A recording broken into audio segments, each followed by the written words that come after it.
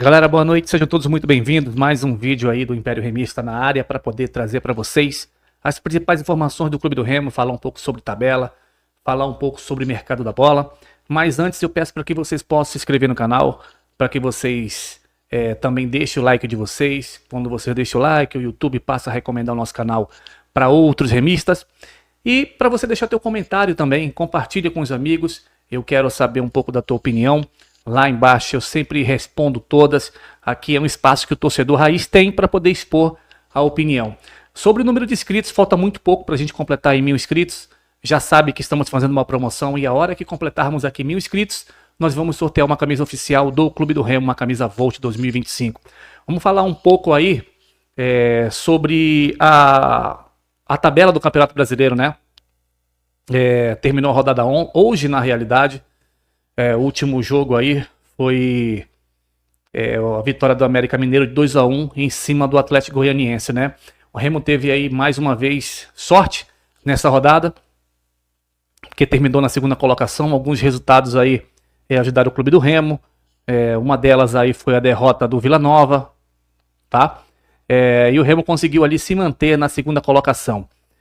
Nessa próxima rodada, eu falei para vocês no último vídeo que é uma rodada chave, né? Porque muitos times que estão ali na primeira parte da tabela já vão se enfrentar. Por exemplo, nós vamos ter aí o jogo de domingo entre CRB e Clube do Remo, onde o Remo está na segunda colocação e o CRB está em oitavo, né? Mas os jogos que interessam a gente, por exemplo, Curitiba e Avaí, a gente vai ter aí o jogo do terceiro colocado contra o quinto colocado. Vamos ter também Vila Nova, que está em quarto lugar, contra o Novo Horizontino. Esse jogo vai ser em Goiás. Como eu falei para vocês, são jogos chaves, né? Vamos ter aí Chapecoense e Amazonas. Chapecoense aqui da nona colocação e o Amazonas na 17ª colocação.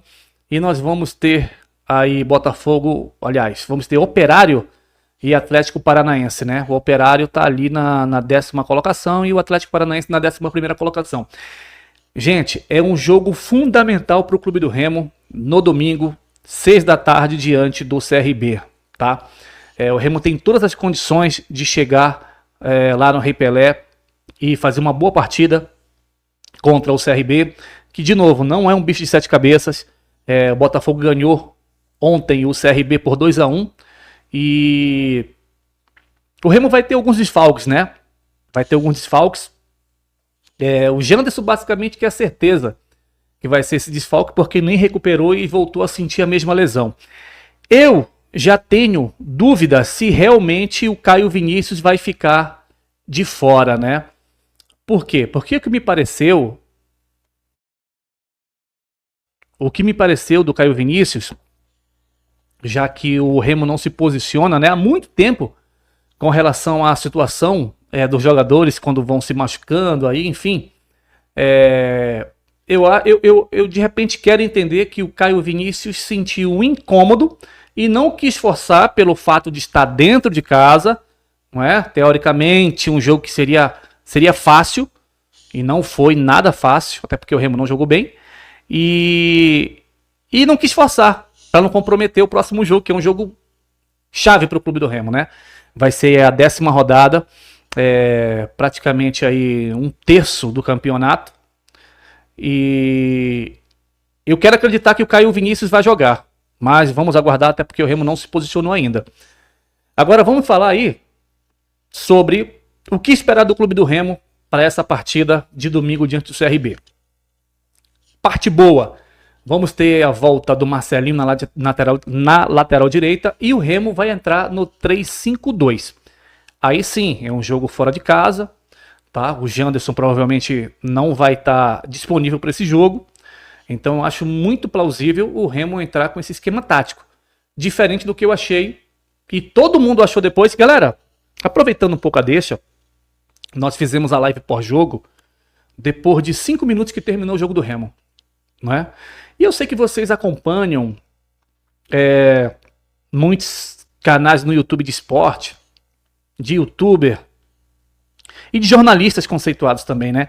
Então, coisas que nós falamos ali naquela live pós-jogo, basicamente que geral teve a mesma opinião. Então, assim, vocês entenderam que de futebol a gente entende pelo menos um pouquinho, então a gente fala coisas plausíveis, né? Por exemplo, a lateral direita do Remo, a gente vai já falar sobre o mercado da bola daqui a pouco, que o Remo errou ao entrar no 3-5-2, se entrou no 3-5-2, por que ele preteriu o Camutanga e preferiu colocar o Ivan Alvarinho? Então, todos esses tipos de comentário que nós fizemos ali, depois de 5 minutos que terminou o jogo, no nosso pós-jogo, a notícia, para quem entende um pouco de futebol, ela foi geral. Entendeu? Por isso que eu peço para que vocês possam se inscrever no canal, para a gente poder falar a mesma linguagem aqui, a linguagem que realmente interessa o torcedor. Então, Remo vai no 3-5-2, vai ter ali a volta do Marcelinho. Se por algum motivo o Caio Vinícius não puder jogar essa partida, ou de repente se ele ficar resguardado para o segundo tempo, se for lesão na panturrilha, gente, desculpa, se for lesão na panturrilha, vocês podem esperar aí de 15 a 20 dias, tá? Mas não ficou bem claro ali se realmente foi uma lesão ou se foi um incômodo e o cara não quis forçar, como nós falamos aqui. Mas se o Caio Vinícius não puder jogar, provavelmente ali vai o Luan Martins na vaga dele, com o Pavani e com o Pedro Castro. Então o Remo basicamente que ficaria com 3 zagueiros, tá? Marcelo Rangel, Marcelinho, Camutanga ou Ivan Alvarinho, Reinaldo, Klaus e Sávio. Vamos falar por posições, tá? Caio Vinícius ou Luan Martins, Pavani e Pedro Castro. Na frente, Pedro Rocha, que aí vai ter uma interrogação muito grande se ele vai ali insistir com o Adailton ou se ele vai ter coragem de entrar com o Viseu. Então nós temos essas interrogações aí. Ok? Como eu falei para vocês, o jogo 18 horas é um jogo chave para o clube do Remo. O Remo tem que ir para buscar a vitória. Não vejo o CRB um bicho de 7 cabeças. Ficou provado no jogo de ontem. Eu falei pra gente aqui que os times de meio de tabela, na realidade, estavam com uma sequência muito grande de vitórias, né? E isso fez com que a tabela, ela se embolasse muito. Então tá muito embolado ali no início, o Remo tem que ganhar para poder ali torcer para que ele desgarre um pouquinho desses times aí que vem abaixo da 5ª colocação. Nós vamos ter um outro jogo chave que é Atlético Goianiense e Goiás, clássico goiano. A gente tem que torcer muito para o Atlético Goianiense para a gente não deixar o Goiás também desgarrar nessas primeiras colocações, tá beleza? Então, falar um pouquinho sobre o mercado da bola. Todos sabem aí que o Remo anunciou hoje o Matheus Davó, todo mundo já sabia, já tinha falado aí há alguns dias que o Remo já estava fechado com o Matheus Davó e queria anunciar ou nessa semana ou na próxima semana, que a abertura da janela que vai do dia 2 de junho até o dia 10. Diego, ele já pode jogar domingo? Não. Ele só pode ser inscrito no campeonato a partir do dia 2. Eu acho que vai ser numa terça-feira, tá? Do dia 2 até o dia 10 de junho. É a primeira janela, depois vai vir do dia 10 de julho, mês 7, até 2 de setembro. Então o Matheus Davó só vai estar disponível para o próximo jogo do Remo, depois do CRB. A gente vai já falar sobre isso, tá? Sobre o mercado da bola, teve uma entrevista do Papelli antes do jogo do Clube do Remo, no sábado, contra o Volta Redonda, que não era para a torcida criar muita expectativa, porque ele só ia contratar ali o Davó, já estava certo, e mais um atacante. Eu tomara muito que o Papelin tenha mudado a opinião dele depois do jogo de domingo. Porque parando para fazer uma análise aqui, o Remo estava previsto para contratar mais um lateral esquerdo. Eu já mudaria os planos, né? Porque na lateral esquerda, querendo ou não, a gente está ali bem servido ali, teoricamente, de Sávio e de Alan Rodrigues. Que, por sinal, o Alan Rodrigues sentiu também, tá? Mas eu acho que ele vai estar disponível para o jogo de domingo. E já passaria a olhar para o lateral direito, porque, gente, olha só. O Marcelinho é o titular absoluto da posição. Mas nós já vimos aí que nós não temos um substituto à altura. Cadu, nós já falamos sobre ele, não vamos mais falar. E também o Pedro Castro. Eu não me desfaria do Thales, porque o Thales é um jogador barato, é um jogador que tem ali uma certa experiência, até mesmo de Série C. E na Série B não, na Série C, porque antes de vir para o Remo ele estava no São José, que hoje está na 4ª divisão, tá? Então acho que o Papelim tem que rever esse conceito, essa fala dele aí, e correr sim atrás de um lateral direito para essa janela e mais um meio de campo.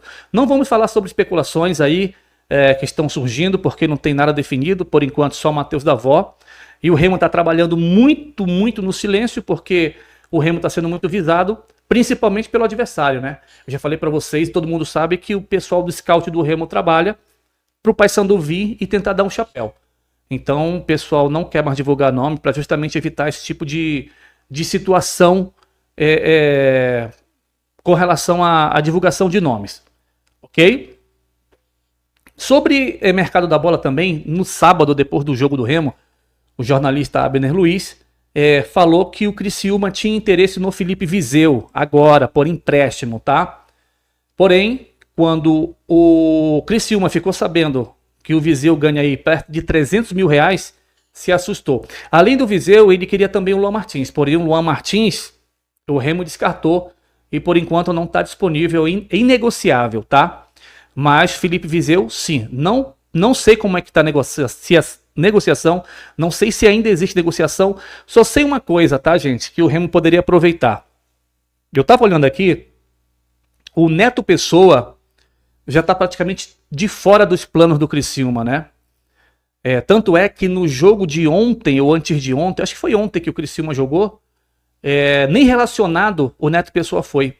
Então, de repente, não foi relacionado por opção técnica. Ele não estava lesionado, não estava machucado, foi opção do treinador. Então, de repente, seria muito interessante, já que o Neto Pessoa passou uma temporada em Belém, já está, como é que eu posso falar, acostumado com a parte de climatação da cidade. Tem ali fez ali os 3 gols no Paysandu, então ele tem um tipo de relação ali com a torcida e o clube do Remo, entendeu? Muito grande, então de repente seria muito interessante para o clube do Remo propor essa troca aí, lógico, negociando a parte de base salarial entre Viseu e Neto Pessoa. Gente, não existe nada. Sou eu que estou sugerindo, se eu pudesse, que a minha voz chegasse lá no clube do Remo, de propor essa troca de Felipe Viseu e Neto Pessoa, já que o Viseu não tem mais clima para ficar no clube do Remo, já teve todas as chances e mais. E o Neto Pessoa, como não foi relacionado ontem, provavelmente está fora dos planos do Criciúma. Então seria de repente muito interessante uma troca, porque o Neto Pessoa é o cara que a gente precisa lá na frente, um cara de presença de área, um cara finalizador, é um cara que faz muito pivô, inclusive no jogo contra o Remo, agora na Série B, o jogo de Criciúma que foi 1-1, ele que fez ali aquele pivô e preparou aquela jogada para o gol do Criciúma. O jogo terminou 1-1 com o gol do Reinaldo. Então de repente seria muito interessante para o clube do Remo, né? Já que esse 9 aí tá meio que escasso, e de repente seria interessante para o clube do Remo esse jogador aí. O Ítalo provavelmente está fora do clube do Remo, então muita coisa vai acontecer a partir da próxima semana, tá? A gente tem que focar agora no CRB, é um jogo chave pra gente, a gente tem que correr atrás dos pontos que nós perdemos em casa. Estatística aqui pra gente, rapidinho, pra gente poder encerrar esse vídeo, tá? O Remo é o penúltimo clube da Série B que menos tem posse de bola, tá?